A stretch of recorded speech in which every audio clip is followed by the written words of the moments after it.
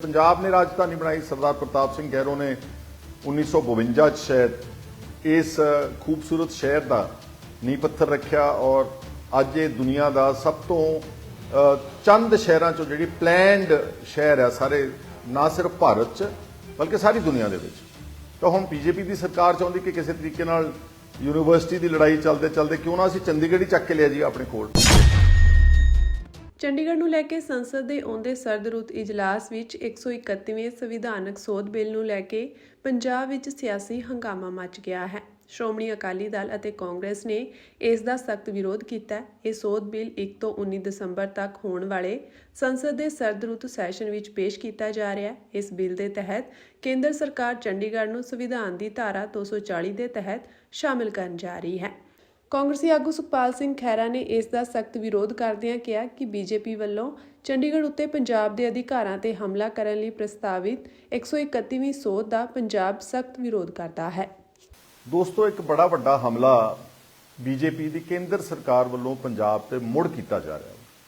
ਤੁਸੀਂ ਸਾਰੇ ਜਾਣਦੇ ਕਿ ਪੰਜਾਬ ਦਾ ਜਜ਼ਬਾਤ ਕਨਵੇ ਕਰਨੇ ਉਹਨੇ ਗਵਰਨਮੈਂਟ ਨੂੰ ਕਿ ਅਸੀਂ ਪੰਜਾਬ ਯੂਨੀਵਰਸਿਟੀ ਦੇ ਡਾਕੇ ਤੇ ਤੁਹਾਡੇ ਨਾਲ ਸਹਿਮਤ ਨਹੀਂ ਗਏ।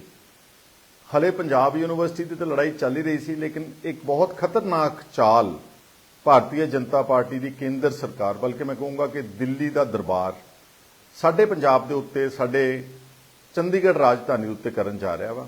ਜਿਹੜੀ ਲੋਕ ਸਭਾ ਦਾ ਸੈਸ਼ਨ ਸ਼ੁਰੂ ਹੋਣਾ 1 ਦਸੰਬਰ ਇਸੇ ਸਾਲ 2025 ਚ, ਉਸ ਵਿੱਚ ਇੱਕ ਪ੍ਰਪੋਜ਼ਡ ਅਮੈਂਡਮੈਂਟ ਕਰਤੀ ਆ ਬੀਜੇਪੀ ਨੇ। ਉਹਨੂੰ ਕਹਿੰਦੇ ਨੇ ਇਹ 131ਵੀਂ ਅਮੈਂਡਮੈਂਟ ਹੋਵੇਗੀ ਕਨਸਟੀਟਿਊਸ਼ਨ ਦੀ। ਜਦੋਂ ਦਾ ਦੇਸ਼ ਆਜ਼ਾਦ ਹੋਇਆ, ਲਗਾਤਾਰ ਜਦੋਂ ਸੰਵਿਧਾਨ ਨੂੰ ਤਰਮੀਮ ਕਰਨੀ ਆ ਜਾਂ ਉਹਦੇ 'ਚ ਕੋਈ ਬਦਲ ਲੈ ਕੇ ਆਉਣਾ, ਤੇ ਉਹਦੇ ਲਈ ਫਿਰ ਉਹਨਾਂ ਨੂੰ 2/3 ਬਹੁਮਤ ਕਨਸਟੀਟਿਊਸ਼ਨਲ ਅਮੈਂਡਮੈਂਟ ਵਾਸਤੇ ਪਾਰਲੀਮੈਂਟ ਵਿੱਚ ਚਾਹੀਦਾ। ਬੀਜੇਪੀ ਦੇ ਕੋਲ ਨਫਰੀ, ਪੈਸਾ, ਸੱਤਾ, ਤਾਕਤ, ਈਡੀ, ਸੀਬੀਆਈ ਸਭ ਕੁਝ ਹੈਗਾ ਵਾ, ਔਰ ਉਹਨਾਂ ਨੇ ਇਸ 131ਵੀਂ ਸੋਧ ਵਿੱਚ ਸਿੱਧਾ ਚੰਡੀਗੜ੍ਹ ਦੀ ਜਿਹੜੀ ਯੂਨੀਅਨ ਟੈਰੀਟਰੀ ਆ ਉਹਦਾ ਜਿਹੜਾ ਹੈ ਉਹਦੀ ਤਕਦੀਰ ਬਦਲਣ ਜਾ ਰਹੇ ਨੇ, ਉਹਦਾ ਭਵਿੱਖ ਬਦਲਣ ਜਾ ਰਹੇ ਨੇ, ਔਰ ਪੰਜਾਬ ਦੇ ਕੋਲੋਂ ਸ਼ਰੇਆਮ ਖੋ ਕੇ ਲੈ ਕੇ ਜਾਣ ਨੂੰ ਤਿਆਰ ਬੈਠੀ ਸਰਕਾਰ। ਇਸ ਵਕਤ ਕੀ ਆ ਕਿ ਪੰਜਾਬ ਦਾ ਜਿਹੜਾ ਗਵਰਨਰ ਆ ਉਹ ਚੰਡੀਗੜ੍ਹ ਦਾ ਐਡਮਿਨਿਸਟ੍ਰੇਟਰ ਵੀ ਆ। ਮਤਲਬ ਕਿ ਸਰਕਾਰਾਂ ਨੇ ਮੰਨਿਆ ਕਿ ਇਹਦੇ ਤੇ ਪੰਜਾਬ ਦਾ ਅਧਿਕਾਰ ਹੈ, ਕਿਉਂਕਿ ਪੰਜਾਬ ਨੇ ਰਾਜਧਾਨੀ ਬਣਾਈ। ਸਰਦਾਰ ਪ੍ਰਤਾਪ ਸਿੰਘ ਗਹਿਲੋਂ ਨੇ 1952 ਸ਼ਾਇਦ ਇਸ ਖੂਬਸੂਰਤ ਸ਼ਹਿਰ ਦਾ ਨੀਂਹ ਪੱਥਰ ਰੱਖਿਆ ਔਰ ਅੱਜ ਇਹ ਦੁਨੀਆ ਦਾ ਸਭ ਤੋਂ ਚੰਦ ਸ਼ਹਿਰਾਂ ਚੋਂ ਜਿਹੜੀ ਪਲੈਂਡ ਸ਼ਹਿਰ ਹੈ ਸਾਰੇ, ਨਾ ਸਿਰਫ ਭਾਰਤ ਚ ਬਲਕਿ ਸਾਰੀ ਦੁਨੀਆ ਦੇ ਵਿੱਚ। ਤਾਂ ਹੁਣ ਬੀਜੇਪੀ ਦੀ ਸਰਕਾਰ ਚਾਹੁੰਦੀ ਕਿ ਕਿਸੇ ਤਰੀਕੇ ਨਾਲ ਯੂਨੀਵਰਸਿਟੀ ਦੀ ਲੜਾਈ ਚੱਲਦੇ ਚਲਦੇ ਕਿਉਂ ਨਾ ਅਸੀਂ ਚੰਡੀਗੜ੍ਹ ਹੀ ਚੱਕ ਕੇ ਲਿਆ ਜੀ ਆਪਣੇ ਕੋਲ। ਸੋ ਅੱਜ ਪੰਜਾਬ ਦਾ ਗਵਰਨਰ ਉਸ ਦਾ ਐਡਮਿਨਿਸਟ੍ਰੇਟਰ ਆ। ਹੁਣ ਇਸ 131ਵੀਂ ਸੋਧ ਵਿੱਚ ਉਹ ਜਿਵੇਂ ਦਿੱਲੀ 'ਚ ਲੈਫਟੀਨੈਂਟ ਗਵਰਨਰ ਲੱਗਿਆ, LG ਲੱਗਿਆ, ਜਾਂ ਗੋਆ ਦੇ ਵਿੱਚ ਲੱਗਿਆ, ਜਾਂ ਪੌਂਡੀਚੇਰੀ 'ਚ ਲੱਗਿਆ, ਇਸ ਤਰ੍ਹਾਂ ਨਾਲ ਆਪਣਾ ਡਾਇਰੈਕਟ ਲੈਫਟੀਨੈਂਟ ਗਵਰਨਰ ਜਿਹੜਾ ਵਾ ਉਹ ਨੋਮੀਨੇਟ ਕਰ ਦੇਣਗੇ। ਉਹ ਲੈਫਟੀਨੈਂਟ ਗਵਰਨਰ ਜਿਹੜਾ ਵਾ ਉਹ ਆਪਣੇ ਹੁਕਮ ਜਿਹੜੇ ਰਾਸ਼ਟਰਪਤੀ ਤੋਂ ਸਿੱਧੇ ਲਿਆ ਕਰੇਗਾ। ਇਹ ਉਹਦਾ ਸਾਦੇ ਸ਼ਬਦਾਂ ਵਿੱਚ ਨੋਚੜ। ਇਹਦਾ ਮਤਲਬ ਕਿ ਪੰਜਾਬ, ਚੰਡੀਗੜ੍ਹ ਜਿਹੜਾ ਵਾ ਉਹ ਮੁੜ ਕੇ ਪੰਜਾਬ ਦੇ ਹੱਥੋਂ ਕੰਪਲੀਟਲੀ ਖੁੱਸ ਜਾਏਗਾ। ਤੁਹਾਨੂੰ ਸਭ ਨੂੰ ਅੱਛੀ ਤਰ੍ਹਾਂ ਪਤਾ ਕਿ ਜਦੋਂ ਇਹ ਵੰਡਿਆ ਗਿਆ, ਹਾਲਾਂਕਿ ਹਰਿਆਣੇ ਨੇ ਤਾਂ ਸਟੇਟ ਮੰਗੀ ਨਹੀਂ ਸੀ, ਪੰਜਾਬ ਦੇ ਲੋਕਾਂ ਨੇ ਪੰਜਾਬੀ ਸੂਬੇ ਦੀ ਐਜੀਟੇਸ਼ਨ ਕੀਤੀ ਤੇ 1966 ਵਿੱਚ ਸਾਨੂੰ ਜਿਹੜਾ ਅੱਜ ਦੀ ਸ਼ਕਲ ਵਾਲਾ ਪੰਜਾਬ ਮਿਲਿਆ। ਹਰਿਆਣੇ ਨੇ ਬਿਨਾਂ ਮੰਗੇ ਉਹਨਾਂ ਨੂੰ ਸਟੇਟ ਮਿਲ ਗਈ। ਔਰ ਜਿਹੜੀ ਟੈਰੀਟਰੀ, ਜਿਹੜਾ ਅਸੀਂ ਰਾਜਧਾਨੀ ਬਹੁਤ ਮਿਹਨਤ ਨਾਲ ਖਰੜ ਸਬ ਤਹਿਸੀਲ ਦੇ ਬਿਲਕੁਲ ਪੰਜਾਬੀ ਬੋਲਦੇ ਪਿੰਡਾਂ ਨੂੰ ਉਜਾੜ ਕੇ, ਉਹਨਾਂ ਦਾ ਮਤਲਬ ਜ਼ਮੀਨ ਐਕਵਾਇਰ ਕਰਕੇ ਤੇ ਚੰਡੀਗੜ੍ਹ ਸਥਾਪਿਤ ਕੀਤਾ ਗਿਆ।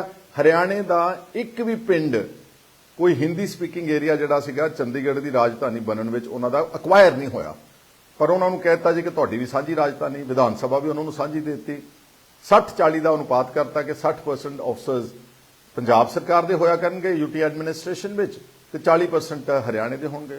ਹੁਣ ਉਹ ਅਨੁਪਾਤ ਵੀ ਉਲਟਾ ਕਰ ਦਿੱਤਾ। ਅੱਜ ਮੈਜੋਰਿਟੀ ਆਫਸਰਸ ਇੰਕਲੂਡਿੰਗ ਹੋਮ ਸੈਕਟਰੀ, ਇੰਕਲੂਡਿੰਗ ਜਿਹੜਾ ਉਹਨਾਂ ਦੇ ਇੰਪੋਰਟੈਂਟ ਪੋਜੀਸ਼ਨਸ ਨੇ, DGP ਵਗੈਰਾ, ਇਹ ਉਹ ਦੂਜਾ ਤੀਜਾ, ਉਹ ਸਾਰੇ ਜ਼ਿਆਦਾ ਹਰਿਆਣੇ ਦੇ ਜਾਂ ਸੈਂਟਰਲ ਕੇਡਰ ਦੇ ਆਫਸਰਸ ਲੱਗੇ ਨੇ। ਸਾਡੇ ਅਫਸਰ 35-40% ਉੱਥੇ ਚੰਡੀਗੜ੍ਹ 'ਚ ਲੈ ਗਏ।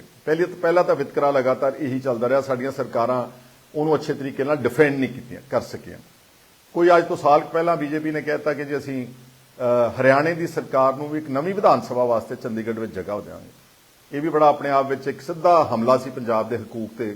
ਸਾਡੇ ਚੀਫ ਮਿਨਿਸਟਰ ਭਗਵੰਤ ਮਾਨ ਨੇ ਐਵੇਂ ਲਫ਼ਜ਼ੀ ਜੀ ਗੱਲਾਂ ਕਰਕੇ ਤੇ ਮੇਰੇ ਖਿਆਲ ਸ਼ਾਇਦ ਇਹਦੇ ਤੇ ਗਲਤ ਸਟੈਂਡ ਵੀ ਲੈ ਲਿਆ ਸੀਗਾ ਕਿ ਜੇ ਉਹਨਾਂ ਨੂੰ ਜਗ੍ਹਾ ਮਿਲ ਗਈ ਆ ਤੇ ਸਾਨੂੰ ਵੀ ਨਵੀਂ ਵਿਧਾਨ ਸਭਾ ਬਣਾਉਣ ਵਾਸਤੇ ਦਿੱਤਾ ਜਾਵੇ। ਇਹ ਬਿਲਕੁਲ ਉਹਨਾਂ ਦਾ ਕਮਲਪੁਣਾ ਸੀਗਾ, ਗਲਤ ਸਟੈਂਡ ਸੀ। ਤਾਂ ਹੁਣ ਕੀ ਹੋਊਗਾ ਕਿ ਇਸ 131ਵੀਂ ਸੋਧ ਕਰਕੇ ਆਰਟੀਕਲ 240 ਆਫ ਦ ਕਨਸਟੀਟਿਊਸ਼ਨ